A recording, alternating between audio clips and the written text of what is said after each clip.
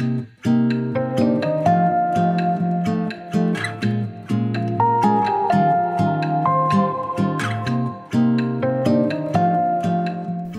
নষ্ট হচ্ছে হাজার হাজার টন খাবার। বাজারের বস্তা ভর্তি সবজি, মাছ, মাংস থেকে শুরু করে প্লেটে বেঁচে যাওয়া ভাত ডাল, সব মিলিয়ে অপচয়ের হিসাবটা বেশ বড়। তবে নিজ রান্নাঘর থেকে সহজেই কমতে পারে এই অপচয়। আর কিছু ছোট ছোট সচেতনতা অবলম্বন করলেই আপনার রান্নাঘর হবে জিরো ওয়েস্ট কিচেন। পরিকল্পনা করে বাজার করলে আর খাবার সঠিকভাবে সংরক্ষণ করলে অনেক ওয়েস্ট কমানো সম্ভব।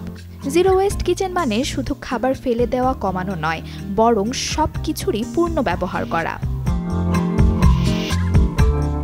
প্রথমেই বাজারের তালিকা করুন, কি কি লাগবে তা লিখে নিলে অপ্রয়োজনীয় জিনিস কিনে ফেলার আশঙ্কা কমে।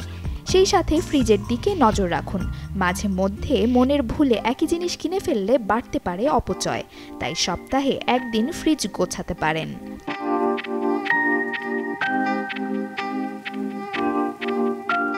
ফলমূল আর সবজি কেনার সময় হিসেবে হওয়া দরকার।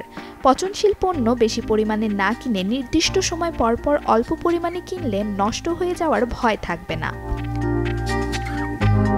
প্রতিটি খাবারের আলাদা আলাদা সংরক্ষণ পদ্ধতি আছে। কোনোটি ফ্রিজে রাখলে ভালো থাকে, কোনোটি আবার বাইরে। কিছু কিছু জিনিস আবার ভিন্নভাবে সংরক্ষণ করতে হয়, যেমন পেঁয়াজ ও আলু একসঙ্গে রাখা ঠিক নয়। নিজের খাওয়ার পরিমাণ সম্পর্কে সঠিক ধারণা রাখুন, যতটা খাবেন ততটা প্লেটে নিন। অকারণে বেশি খাবার তুলে পরে ফেলে দেওয়া মানে অপচয়। প্রয়োজনে দ্বিতীয়বার নিতে পারেন। আর রেস্তোরাঁয় খেলে বাড়তি খাবার নিয়ে আসুন, যা পরে বাসায় খাওয়া যাবে এবং খাবার রান্নার সময়ও বাঁচবে। এছাড়াও ডিমের খোসা, ফল বা সবজির অংশ ফেলে না দিয়ে জৈব সার বানিয়ে ফেলতে পারেন। এতে অপচয় তো কমবেই, সাথে উপকৃত হবে পরিবেশ।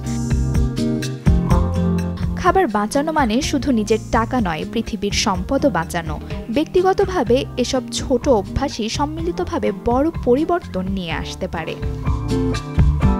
Desk report, channel 24।